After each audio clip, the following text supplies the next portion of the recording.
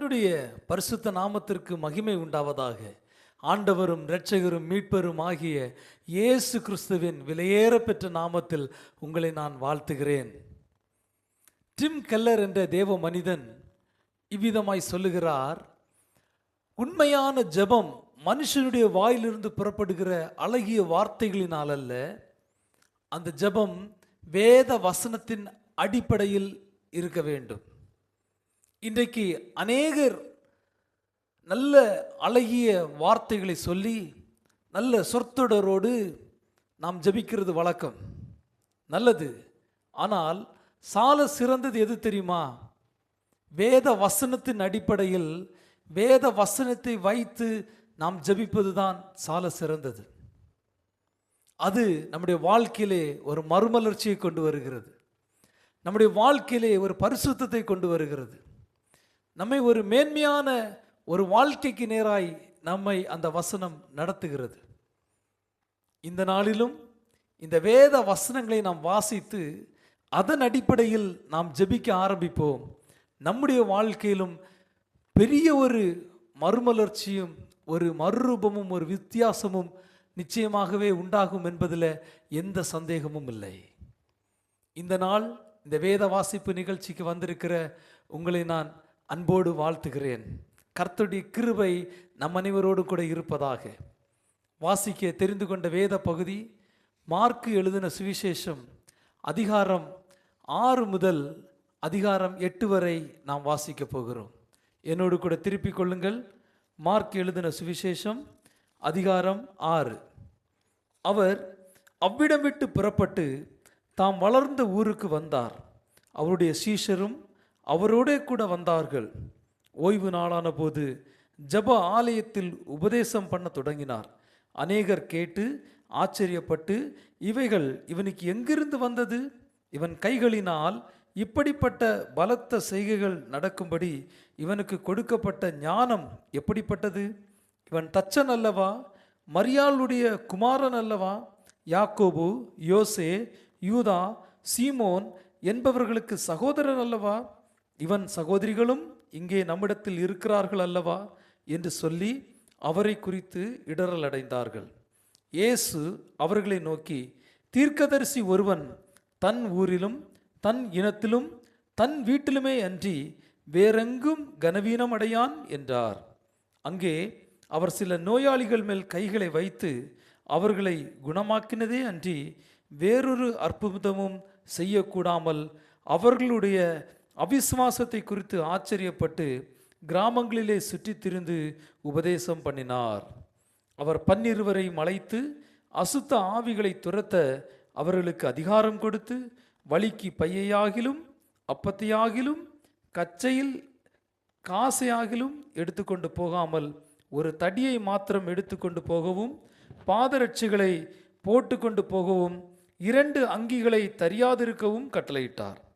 பின்பு அவர்களை நோக்கி, நீங்கள் எங்கேயாகிலும் ஒரு வீட்டில் பிரவேசித்தால் அவ்விடத்தை விட்டு புறப்படுகிற வரைக்கும் அங்கே தானே தங்கியிருங்கள். எவர்களாகிலும் உங்களை ஏற்றுக்கொள்ளாமலும் உங்கள் வசனங்களை கேளாமலும் இருந்தால் நீங்கள் அவ்விடம் விட்டு புறப்படும் போது அவர்களுக்கு சாட்சியாக உங்கள் கால்களின் கீழே படிந்த தூசியை உதறி போடுங்கள்.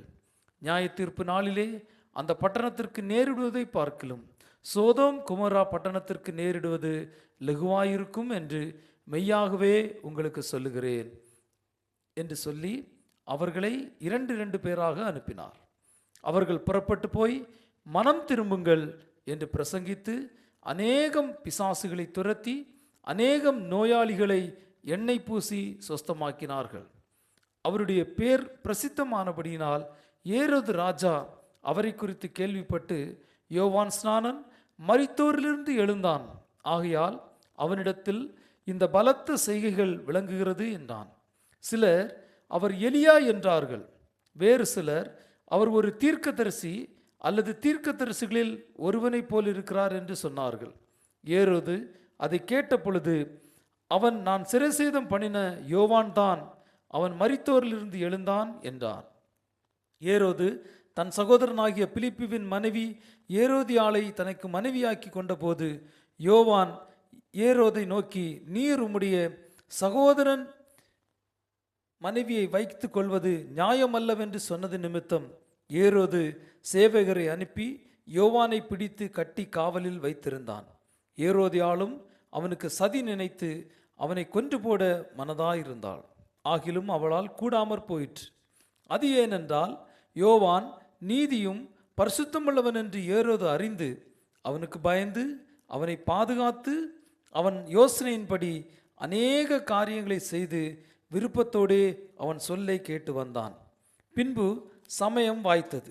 எப்படி என்றால், ஏரோது தன் ஜென்ம நாளில் தன்னுடைய பிரபுக்களுக்கும் சேனாதிபதிகளுக்கும் கலிலேயா நாட்டின் பிரதான மனுஷருக்கும் ஒரு விருந்து பண்ணின போது ஏரோதியாளின் குமாரத்தி சபை நடுவே வந்து நடனம் பண்ணி ஏரோதுவையும் அவனோடே கூட பந்தியிருந்தவர்களையும் சந்தோஷப்படுத்தினாள். அப்பொழுது ராஜா சிறு பெண்ணை நோக்கி, உனக்கு வேண்டியதை என்னிடத்தில் கேள், அதை உனக்கு தருவேன் என்று சொன்னதும் அல்லாமல், நீ என்னிடத்தில் எதை கேட்டாலும் அது என் ராஜ்யத்தில் பாதியானாலும் அதை உனக்கு தருவேன் என்று அவளுக்கு ஆணையும் இட்டான். அப்பொழுது அவள் வெளியே போய், நான் என்ன கேட்க வேண்டும் என்று என் தாயினிடத்தில் கேட்டாள். அதற்கு அவள், யோவான் ஸ்நானனுடைய தலையை கேள் என்றாள். உடனே அவள் ராஜாவினிடத்தில் சீக்கிரமாய் வந்து, நீர் இப்பொழுதே ஒரு தாளத்தில் யோவான் ஸ்நானனுடைய தலையை எனக்கு தர வேண்டும் என்று கேட்டாள். அப்பொழுது ராஜா மிகுந்த துக்கமடைந்தான். ஆகிலும் ஆணையின் நிமித்தமும் கூட பந்தியிருந்தவர்களின் நிமித்தமும் அவளுக்கு அதை மறுக்க மனதில்லாமல் உடனே அவனுடைய தலையை கொண்டு வரும்படி சேவகனுக்கு கட்டளையிட்டு அனுப்பினான். அந்தபடி அவன் போய் காவற்கூடத்திலே அவனை சிரசேதம் பண்ணி அவன் தலையை ஒரு தாளத்தில் கொண்டு வந்து அதை அந்த சிறு பெண்ணுக்கு கொடுத்தான். அந்த சிறு பெண் அதை தன் தாயினிடத்தில் கொடுத்தாள். அவனுடைய சீஷர்கள் அதை கேள்விப்பட்டு வந்து அவன் உடலை எடுத்து ஒரு கல்லறையில் வைத்தார்கள். அப்பொழுது அப்போஸ்தலர் இயேசுவினிடத்தில் கூடி வந்து தாங்கள் செய்தவைகள் உபதேசித்தவைகள் யாவையும் அவருக்கு அறிவித்தார்கள்.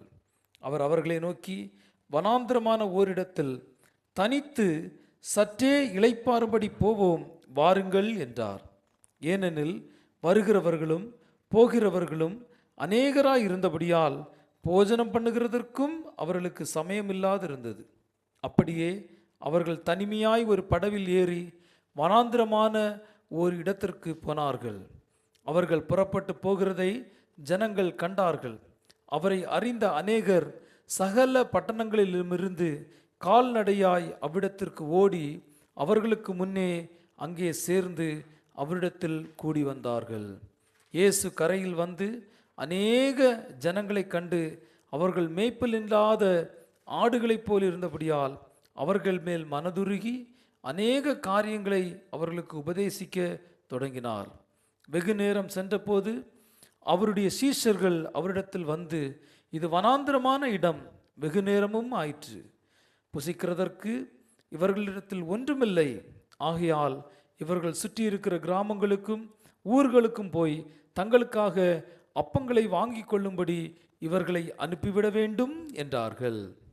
அவர் அவர்களை நோக்கி, நீங்களே அவர்களுக்கு போஜனம் கொடுங்கள் என்றார். அதற்கு அவர்கள், நாங்கள் போய் 200 பணத்திற்கு அப்பங்களை வாங்கி இவர்களுக்கு புசிக்கும்படி கொடுக்கக்கூடுமோ என்றார்கள். அதற்கு அவர், உங்களிடத்தில் எத்தனை அப்பங்கள் உண்டு, போய் பாருங்கள் என்றார். அவர்கள் பார்த்து வந்து 5 அப்பங்களும் 2 மீன்களும் உண்டு என்றார்கள். அப்பொழுது எல்லாரையும் பசும்புல்லின் மேல் பந்தி பந்தியாக உட்கார வைக்கும்படி அவர்களுக்கு கட்டளையிட்டார். அப்படியே வரிசை வரிசையாய் 100 பேராகவும் 50 பேராகவும் உட்கார்ந்தார்கள். அவர் அந்த 5 அப்பங்களையும் அந்த 2 மீன்களையும் எடுத்து வானத்தை அண்ணாந்து பார்த்து ஆசீர்வதித்து அப்பங்களை பிட்டு அவர்களுக்கு பரிமாறும்படி தம்முடைய சீஷர்களிடத்தில் கொடுத்தார். அப்படியே 2 மீன்களையும் எல்லாருக்கும் பங்கிட்டார். எல்லாரும் சாப்பிட்டு திருப்தி அடைந்தார்கள். மேலும் அப்பங்களிலும் மீன்களிலும் மீதியான துணிக்கைகளை 12 கூடை நிறைய எடுத்தார்கள். அப்பம் சாப்பிட்ட புருஷர் ஏறக்குறைய 5000 பேராய் இருந்தார்கள். அவர் ஜனங்களை அனுப்பிவிடுகையில் தம்முடைய சீஷர்கள் படவில் ஏறி அக்கறையில் பெத்சாய்தாவுக்கு எதிராக தமக்கு முன்னே போகும்படி அவர்களை துரிதப்படுத்தினார். அவர் ஜனங்களை அனுப்பிவிட்ட பின்பு ஜெபம் பண்ணும்படி ஒரு மலையின் மேல் ஏறினார். சாயங்காலமான போது படகு நடுக்கடலில் இருந்து, அவரோ கரையிலே தனிமையாயிருந்தார். அப்பொழுது காற்று அவர்களுக்கு எதிராக இருந்தபடியினால் அவர்கள் தண்டு வலிக்கிறதில் வருத்தப்படுகிறதை அவர் கண்டு ராத்திரியில் 4ஆம் ஜாமத்தில் கடலின் மேல் நடந்து அவர்களிடத்தில் வந்து அவர்களை கடந்து போகிறவர் போல் காணப்பட்டார். அவர் கடலின் மேல் நடக்கிறதை அவர்கள் கண்டு ஆவேசம் என்று எண்ணி சத்தமிட்டு அலறினார்கள். அவர்கள் எல்லாரும் அவரை கண்டு கலக்கமடைந்தார்கள். உடனே அவர் அவர்களோட பேசி, திடன் கொள்ளுங்கள், நான் தான், பயப்படாதிருங்கள் என்று சொல்லி அவர்கள் இருந்த படவில் ஏறினார். அப்பொழுது காற்று அமர்ந்தது. அதனால் அவர்கள் தங்களுக்குள்ளே மிகவும் பிரமித்து ஆச்சரியப்பட்டார்கள். அவருடைய இருதயம் கடினமுள்ளதாய் இருந்தபடியினால் அப்பங்களை குறித்து அவர்கள் உணராமற் போனார்கள். அவர்கள் கடலை கடந்து கெனசரேத் என்னும் நாட்டிற்கு வந்து கரைபிடித்தார்கள்.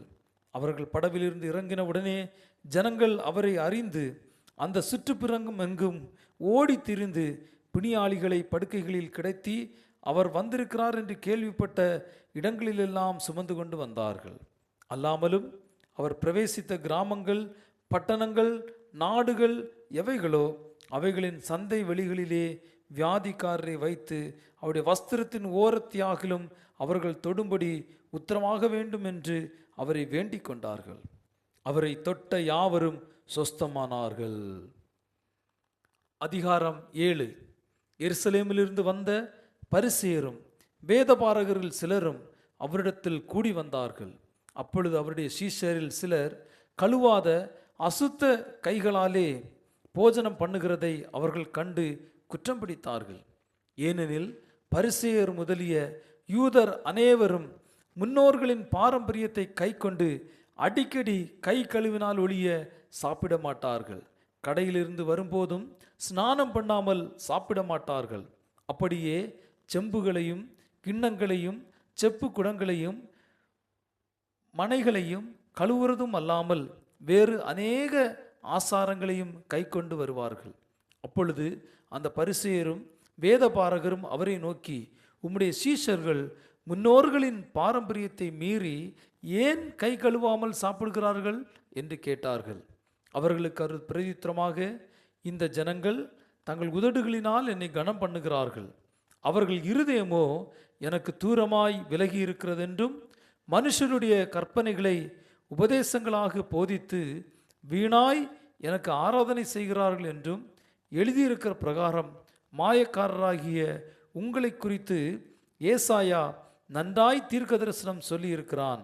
நீங்கள் தேவனுடைய கட்டளையை தள்ளிவிட்டு மனுஷருடைய பாரம்பரியத்தை கை கொண்டு வருகிறவர்களாய் கிண்ணங்களையும் செம்புகளையும் கழுவுகிறீர்கள் மற்றும் இப்படிப்பட்ட அநேக சடங்குகளையும் அனுசரித்து வருகிறீர்கள் என்றார். பின்னும் அவர் அவர்களை நோக்கி, நீங்கள் உங்கள் பாரம்பரியத்தை கை கொள்ளும்படிக்கு தேவனுடைய கட்டளைகளை வியர்த்தமாக்கினது நன்றாயிருக்கிறது. எப்படியெனில், உன் தகப்பனையும் உன் தாயையும் கனம் பண்ணுவாயாக என்றும் தகப்பனையாவது தாயையாவது நிந்திக்கிறவன் கொல்லப்பட வேண்டும் என்றும் மோசே சொல்லியிருக்கிறாரே. நீங்களோ ஒருவன் தன் தகப்பனையாவது தாயையாவது நோக்கி, உனக்கு நான் செய்யத்தக்க உதவி ஏது உண்டோ, அதை கொர்பான் என்னும் காணிக்கையாக கொடுக்கிறேன் என்று சொல்லிவிட்டால் அவனுடைய கடமை தீர்ந்ததென்று சொல்லி அவனை இனி தன் தகப்பனுக்காவது தன் தாய்க்காவது யாதொரு உதவியும் செய்ய ஒட்டாமல் நீங்கள் போதித்த உங்கள் பாரம்பரியத்தினால் தேவ வசனத்தை அவமாக்குகிறீர்கள். இதுபோலவே நீங்கள் மற்றும் அநேக காரியங்களையும் செய்கிறீர்கள் என்று சொன்னார். பின்பு அவர் ஜனங்கள் எல்லாரையும் வரவழைத்து அவர்களை நோக்கி, நீங்கள் எல்லாரும் எனக்கு செவி கொடுத்து உணருங்கள். மனுஷருக்கு புறம்பே இருந்து அவனுக்குள்ளே போகிறதென்றும் அவனை தீட்டுப்படுத்த மாட்டாது. அவன் உள்ளத்திலிருந்து புறப்படுகிறவைகளே அவனை தீட்டுப்படுத்தும். கேட்கிறதற்கு ஒருவன் காதுள்ளவனாய் இருந்தால் கேட்க கடவன் என்றார். அவர் ஜனங்களை விட்டு வீட்டுக்குள் பிரவேசித்த போது அவருடைய சீஷர்கள் அவர் சொன்ன ஓமை குறித்து அவரிடத்தில் விசாரித்தார்கள். அதற்கு அவர், நீங்களும் இவ்வளவு உணர்வில்லாதவர்களா? புறம்பே இருந்து மனுஷனுக்குள்ளே போகிறது ஒன்றும் அவனை தீட்டுப்படுத்த மாட்டாதென்று நீங்கள் அறிந்து கொள்ளவில்லையா? அது அவன் இருதயத்தில் போகாமல் வயிற்றிலே போகிறது. அதிலிருந்து எல்லா போஜனங்களின் அசுத்தங்களையும் கழிக்கிற ஆசன வழியாய் நீங்கி போகும். மனுஷருக்குள்ளே இருந்து புறப்படுகிறதே மனுஷனை தீட்டுப்படுத்தும். எப்படியெனில் மனுஷருடைய இருதயத்திற்குள்ளிருந்து பொல்லாத சிந்தனைகளும் விபச்சாரங்களும் வேசித்தனங்களும் கொலைபாதகங்களும் களவுகளும் பொருளாசைகளும் துஷ்டத்தனங்களும் கபடும் காமவிகாரமும் வன்கண்ணும் தூஷணமும் பெருமையும் மதிகேடும் புறப்பட்டு வரும். பொல்லாங்கானவைகளாகிய இவைகளெல்லாம் உள்ளத்திலிருந்து புறப்பட்டு மனுஷனை தீட்டுப்படுத்தும் என்றார். பின்பு அவர் எழுந்து அவ்விடம் விட்டு புறப்பட்டு தீரு சீதோன் பட்டணங்களின் எல்லைகளில் போய் ஒரு வீட்டுக்குள் பிரவேசித்து ஒருவரும் அதை அறியாதிருக்க விரும்பியும் அவர் மறைவாயிருக்க கூடாமற் போயிற்று. அசுத்த ஆவி பிடித்திருந்த ஒரு சிறு பெண்ணின் தாயாகிய ஒரு ஸ்திரீ அவரை குறித்து கேள்விப்பட்டு வந்து அவர் பாதத்தில் விழுந்தாள். அந்த ஸ்திரீ சிரோபேனிக்கியா தேசத்தாளாகிய கிரேக்க ஸ்திரீயாயிருந்தாள். அவள் தன் மகளை பிடித்திருந்த பிசாசை துரத்திவிட வேண்டுமென்று அவரை வேண்டிக் கொண்டாள். இயேசு அவளை நோக்கி, முந்தி பிள்ளைகள் திருப்தி அடையட்டும், பிள்ளைகளின் அப்பத்தை எடுத்து நாய்க்குட்டிகளுக்கு போடுகிறது நல்லதல்ல என்றார். அதற்கு அவள், மெய்தான் ஆண்டவரே, ஆகிலும் மேஜையின் கீழிருக்கும் நாய்க்குட்டிகள் பிள்ளைகள் சிந்துகிற துணிக்கைகளை தின்னுமே என்றாள். அப்பொழுது அவர், நீ சொன்ன அந்த வார்த்தையின் நிமித்தம் போகலாம், பிசாசு உன் மகளை விட்டு நீங்கி போயிற்று என்றார். அவள் தன் வீட்டுக்கு வந்தபொழுது பிசாசு போய்விட்டதையும் தன் மகள் கட்டிலில் படுத்திருக்கிறதையும் கண்டாள். மறுபடியும் அவர் தீரு சீதோன் பட்டணங்களின் எல்லைகளை விட்டு புறப்பட்டு தெக்கப்போலியின் எல்லைகளின் வழியாய் கலிலேயா கடலருகே வந்தார். அங்கே கொன்னை வாயுடைய ஒரு செவிடனை அவரிடத்தில் கொண்டு வந்து அவர் தமது கையை அவன் மேல் வைக்கும்படி வேண்டிக் கொண்டார்கள். அப்பொழுது அவர் அவனை ஜனக்கூட்டத்தை விட்டு தனியே அழைத்து கொண்டு போய் தம்முடைய விரல்களை அவன் காதுகளில் வைத்து உமிழ்ந்து அவனுடைய நாவை தொட்டு வானத்தை அண்ணாந்து பார்த்து பெருமூச்சு விட்டு எப்பத்தா என்றார். அதற்கு திறக்கப்படுவாயாக என்று அர்த்தமாம். உடனே அவனுடைய செவிகள் திறக்கப்பட்டு அவனுடைய நாவின் கட்டும் அவிழ்ந்தது. அவன் செவ்வையாய் பேசினான். அதை ஒருவருக்கும் சொல்ல வேண்டாம் என்று அவர்களுக்கு கட்டளையிட்டார். ஆகிலும் எவ்வளவு அதிகமாய் அவர்களுக்கு கட்டளையிட்டாரோ அவ்வளவு அதிகமாய் அவர்கள் அதை பிரசித்தம் பண்ணி எல்லாவற்றையும் நன்றாய் செய்தார். செவிடர் கேட்கவும் ஊமையர் பேசவும் பண்ணுகிறார் என்று சொல்லி மேன்மேலும் ஆச்சரியப்பட்டார்கள். அதிகாரம் 8. அந்த நாட்களிலே திரளான ஜனங்கள் கூடி வந்திருக்கையில் அவர்கள் சாப்பிடுவதற்கு ஒன்றுமில்லாத போது இயேசு தம்முடைய சீஷரை அழைத்து, ஜனங்களுக்காக பரிதவிக்கிறேன், இவர்கள் இப்பொழுது என்னிடத்தில் தங்கியிருந்த 3 நாளாய் சாப்பிட ஒன்றுமில்லாதிருக்கிறார்கள்.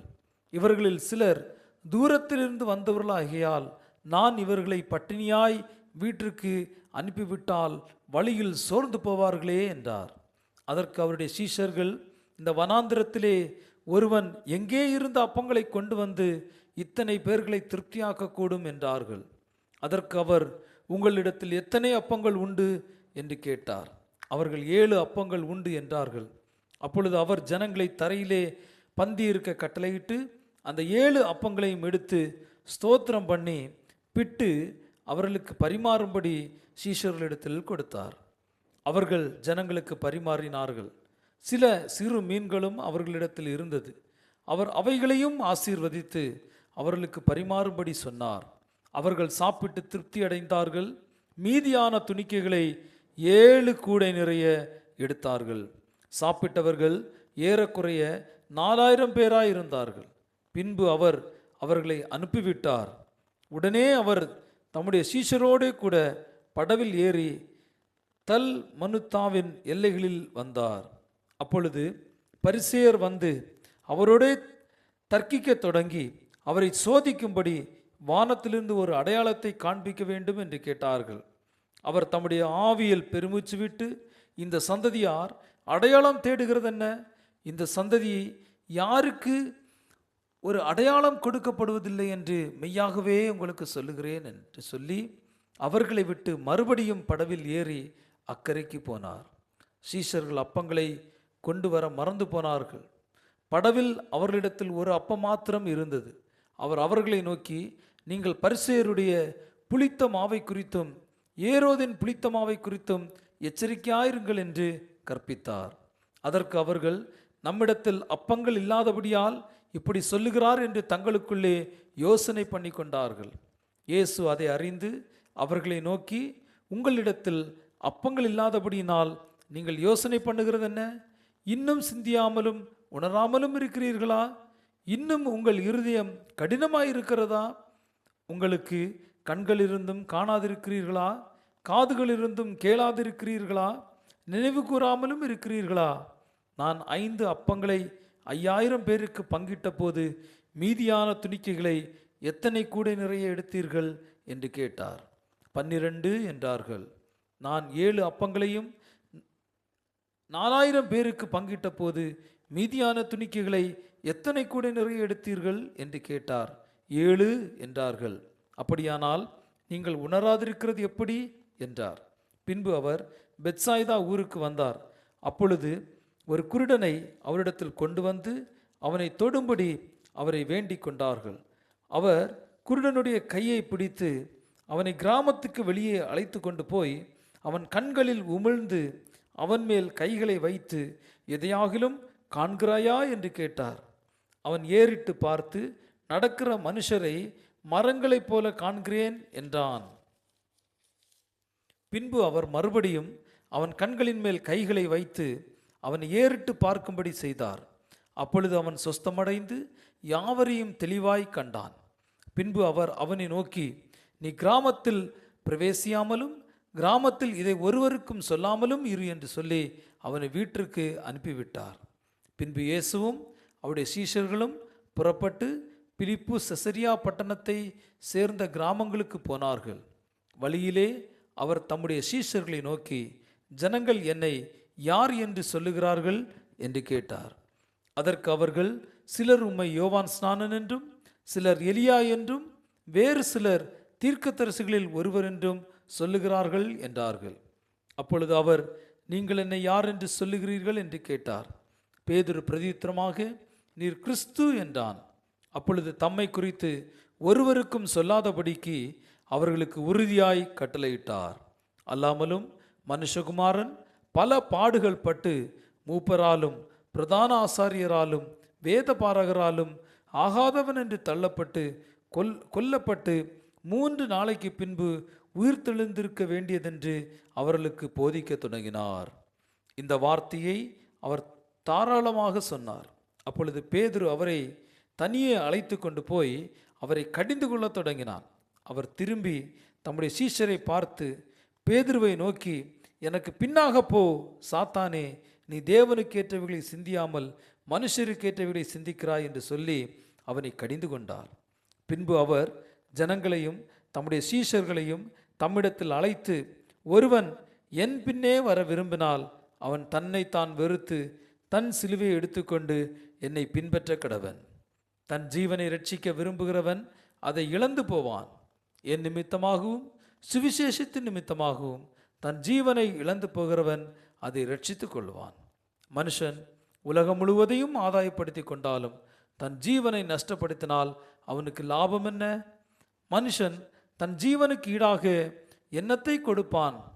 ஆதலால் விபச்சாரமும் பாவமும் உள்ள இந்த சந்ததியில் என்னை குறித்தும் என் வார்த்தைகளை குறித்தும் எவன் வெட்கப்படுவானோ அவனை குறித்து மனுஷகுமாரனும் தமது பிதாவின் மகிமை பொருந்தினவராய் பரிசுத்த தூதர்களோடு கூட வரும்போது வெட்கப்படுவார் என்றார்.